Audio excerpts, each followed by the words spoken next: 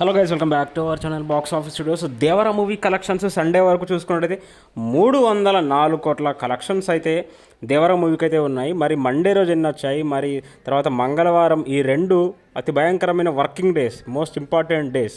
మరి ఈ 2 రోజుల్లో ఎన్ని వచ్చాయి అనేది నేను మీకు క్లియర్గా చెప్పబోతున్నాను. సో మండే రోజు అయితే వర్కింగ్ డే. సో చాలా తక్కువ కలెక్షన్స్ అయితే కేవలం 25 కోట్ల గ్రాస్ మాత్రమే వరల్డ్ వైడ్గా సంపాదించింది దేవర మూవీ.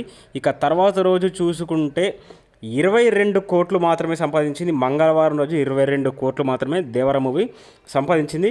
సో చాలా తక్కువ కలెక్షన్స్ వచ్చాయి. సో ఇప్పుడిప్పుడే నార్త్లో కొంచెం హైప్ పెంచుకుంటుంది దేవర మూవీ అయితే.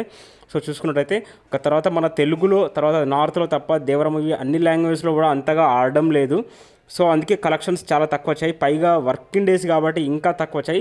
సో ఓవరాల్గా చూసుకుంటే 351 కోట్ల కలెక్షన్స్ అయితే ప్రజెంట్ అయితే దేవరా మూవీ ఒరిజినల్ కలెక్షన్స్ భయ్య.